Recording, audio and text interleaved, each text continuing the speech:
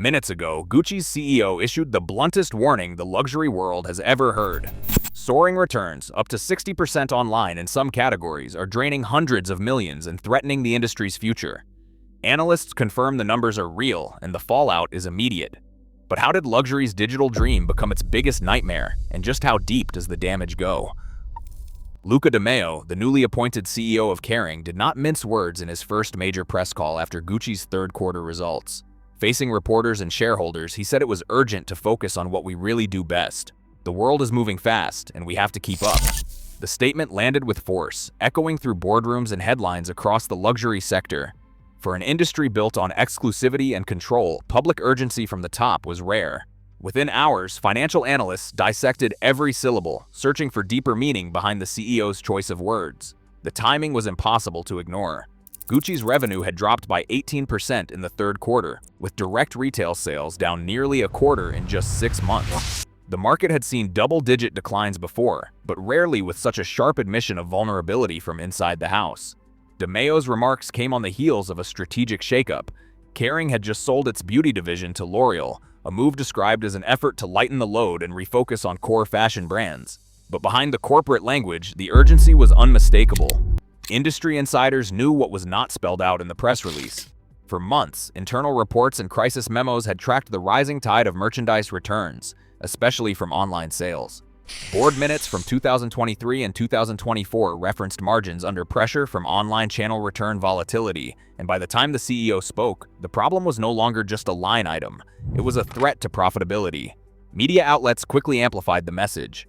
Fashion United, Le Figaro, and Bloomberg ran headlines about Kering's race to revitalize an urgent turnaround. The financial world took note. The company's Q3 2025 earnings showed 1.3 billion euros in revenue, down from a peak of 10.5 billion euros only 3 years prior. While de Meo stopped short of naming returns as the culprit, the subtext was clear to those following the numbers. The luxury market's digital gamble had exposed a new weakness, and the CEO's public urgency signaled that the crisis had reached the very top. In boardrooms from Paris to Milan, the question was no longer whether the problem was real, but how much deeper it might go. Numbers tell a story that even the most polished press release can't hide. In the world of luxury retail, the figures coming out of Gucci and its peers have left industry veterans stunned. According to retail analytics firm Colorful Socks, online returns in some luxury categories now hit 40 to 60%. That means for every 10 handbags or pairs of sneakers sold through digital channels, as many as 6 are coming back. A leading independent analyst put it bluntly. This is not retail anymore, it is a rental service. The fallout is measured not just in returned boxes, but in hard cash. In 2022, direct losses from return abuse across major luxury brands reached $847 million. Internal estimates for 2024 suggest that for Gucci alone, the annual impact of returns, factoring and shipping, authentication, depreciation, and unsellable goods runs into the hundreds of millions. One case study circulated among industry insiders detailed how a single $2,000 handbag returned through an online channel can end up costing the brand $3,500 after all costs are tallied. Multiply that by tens of thousands of returns per quarter, and the scale becomes nearly impossible to ignore. For years, luxury houses treated returns as a cost of doing business, a manageable nuisance. But the explosion in e-commerce changed the math. Board minutes from Kering's 2023 meetings referenced 40 to 60% return rates in key online categories, especially women's accessories and limited-run collaborations. The numbers were so high that executives began asking whether the digital push had backfired. By 2025, Gucci's revenue had plunged from 10.5 billion euros at its 2022 peak to just 1.3 billion euros in the third quarter, a drop that analysts link directly to the mounting tide of returns. The market's reaction has been swift and unforgiving. Each quarterly report now comes under a microscope, with investors and journalists searching for any sign that the bleeding has stopped. But the data keeps piling up. Luxury's online return rates dwarf those of traditional brick-and-mortar stores, where returns typically hover around 5 to 10%. The difference is so stark that some insiders suggest the very model of digital luxury retail may be unsustainable at current volumes. Analysts warn that the crisis is not just about lost sales. Every return triggers a cascade of costs: reinspection, restocking, shipping, and often destruction of goods that can't go back on the shelf. The numbers have forced luxury brands to rethink their entire approach to the online market, raising uncomfortable questions about what happens behind the scenes each time a customer clicks return. Returned luxury goods don't simply travel back to the shelf. Each one enters a reverse logistics maze designed to protect the brand's reputation, but riddled with weak points. The process starts the moment a customer clicks return. Items are routed to specialized fulfillment centers, often far from the original point of sale. Here, they're quarantined, segregated from active inventory until a team can assess their condition. Every return begins with an initial check. Packaging, tags, and paperwork are compared against the original order. Luxury brands insist on pristine packaging and untouched tags, but even the smallest blemish can trigger further scrutiny.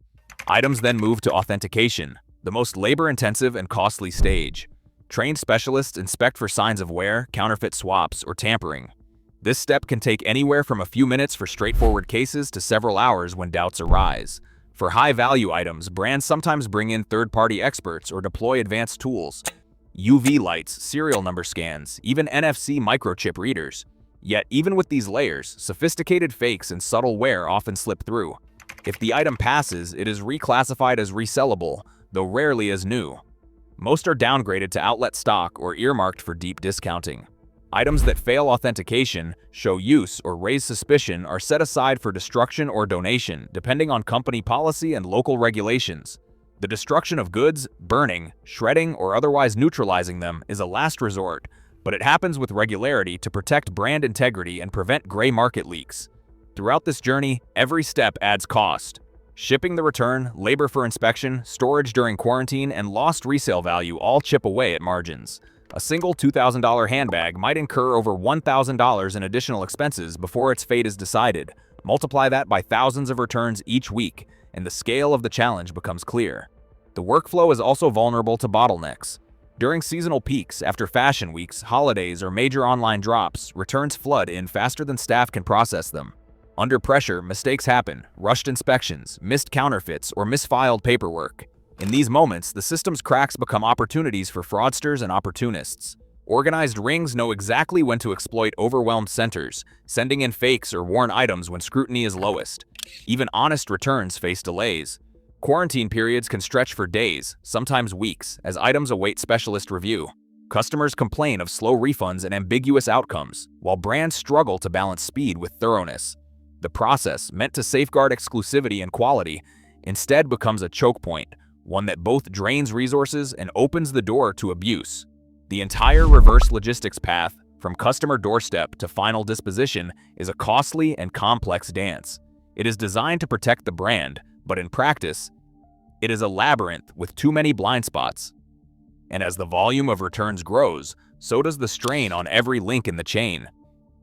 Inside Gucci's Milan Operations Center, authentication specialist Robert reviews a stack of returns flagged for closer examination. He has seen the same patterns for months. High-value handbags and sneakers return days after launch with paperwork and packaging that look perfect at first glance. But as Robert inspects one bag under UV light, the stitching along the handle does not match Gucci's standard. The serial number is off by a single digit.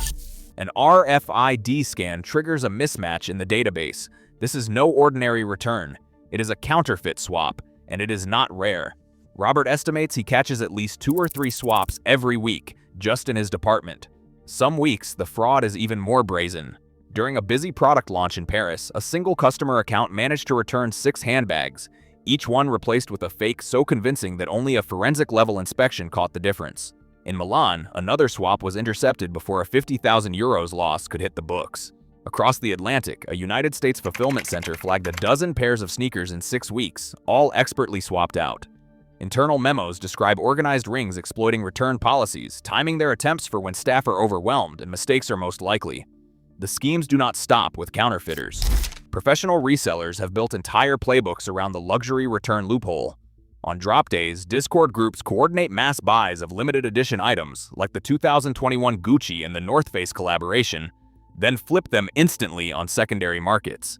If an item does not sell, it goes right back to the brand before the return window closes. Shipping labels and eBay listings often match up perfectly, revealing a cycle of buy, flip, and return that costs the brand thousands per transaction. Some resellers even swap fakes for authentic items, hedging their bets and maximizing profit while minimizing risk. Wardrobing adds another layer to the crisis. Nearly 1 in 5 shoppers aged 25 to 34 admit to buying luxury goods, wearing them for a special event or photo shoot, and returning them as unused. Social media has fueled the trend, with influencers posting haul videos and styling tips, then quietly sending items back. The tags are carefully hidden, sometimes reattached with adhesive or spare parts bought online.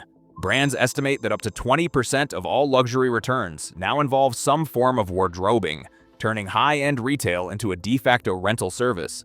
For authentication teams like Roberts, the workload is relentless. Each suspicious return means hours of inspection, cross-checking serial numbers, and sometimes bringing in outside experts.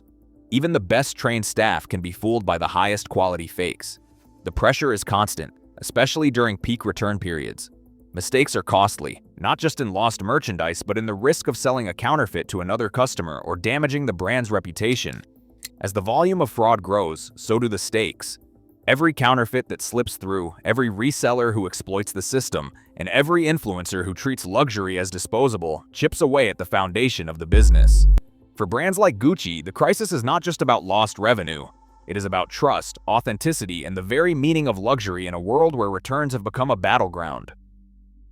A single return can unravel the math of luxury retail. Take a €2,000 handbag bought online. By the time it's shipped back to a fulfillment center, inspected, re-authenticated, and repackaged, the true cost to Gucci can balloon to €3,500. Each step piles on expense, express shipping, specialist labor, storage fees, and lost resale value.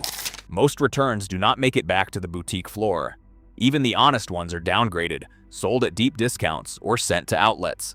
But a growing share never reach another customer at all. Sarah, a boutique manager in Florence, keeps a tally in her ledger. Last year, she processed 14 counterfeit returns, each one flagged during the final inspection. She describes the frustration when a bag looks perfect, but a serial number or stitch gives away the swap. She says for every 25 high-value returns, at least one is a fake. The rest are often lightly used, worn for a single night, then sent back with tags reattached. The effort to catch every fraudster drains her team, but what happens next is worse. Returns that fail inspection are marked for destruction. Italian law requires brands to file waste permits for every ton of incinerated goods. Trucks haul away handbags and shoes worth more than most workers' annual salaries. In 1 week, Sarah watched 4 years of a craftsman's output go up in smoke. The waste is staggering, financially and environmentally. For every return, the market loses more than money. It loses trust, and it fills landfills with what was once the pinnacle of luxury. Return culture in luxury retail is anything but universal. In Japan, the act of returning a high-end purchase is almost unthinkable. Luxury boutiques in Tokyo report return rates below 5%, a figure so low it borders on statistical noise. Returns are viewed as a breach of etiquette, a disruption to the trust and ceremony that define the shopping experience. Each purchase is treated as a personal investment, often sealed with a ritual inspection and careful presentation. For many Japanese customers, walking out with a Gucci bag is a commitment, not a trial run. Contrast that with the United States, where returns are woven into the fabric of consumer rights. American shoppers expect generous policies and risk-free buying, especially online. In some luxury categories, return rates soar to 40% or more. The idea of buying, trying, and sending back is normalized, driven by everything from sizing uncertainty to the influence of social media trends. Wardrobing and serial returns are so common that brands have built entire teams to monitor patterns and flag abuse. Physical boutiques tell a different story. Globally, in-store return rates average between 5 and 10%, even in markets with high online returns. The difference comes down to personal interaction. Face-to-face service, tailored recommendations, and stricter vetting make impulsive or fraudulent returns less likely. For brands, these numbers show why one-size-fits-all policies rarely work. What deters a return in Ginza might do nothing in Los Angeles. The uneven geography of returns complicates every attempt at a universal fix. Brands are no longer waiting for the problem to solve itself. In recent months, luxury houses have rolled out some of the strictest return policies in their history. The standard return window for online purchases has been slashed in many regions, with some categories now limited to just 14 days. Restocking fees, once unheard of in high fashion, have quietly appeared, ranging from 10 to 20% of the item's price. These changes are not just fine print, they are a line in the sand, meant to discourage serial returners and make buyers think twice before treating luxury as a revolving closet. Behind the scenes, the clampdown goes further. Kering, Gucci's parent company, has piloted a controversial blacklist system, using purchase histories and return patterns to flag accounts suspected of abuse. Names flagged in one brand can be shared across the group, effectively barring repeat offenders from shopping at any Kering house. This move sparked immediate pushback from privacy advocates, especially in Europe, where GDPR laws tightly restrict how customer data can be used. Regulators have already warned that profiling shoppers, even to prevent fraud, could cross legal boundaries. Technology was supposed to offer a fix. Gucci's trial of NFC microchips and blockchain certificates promised instant authentication, but the arms race continues. Counterfeiters have learned to mimic or even hack these tags, and technical glitches can lead to false positives, trapping honest buyers in bureaucratic limbo. The industry's aggressive stance is clear, but so are the risks. Every new measure designed to protect the business chips away at the trust that once defined luxury shopping. Right now, luxury brands are destroying millions in unsold returns, fueling environmental waste and eroding trust in an industry built on exclusivity.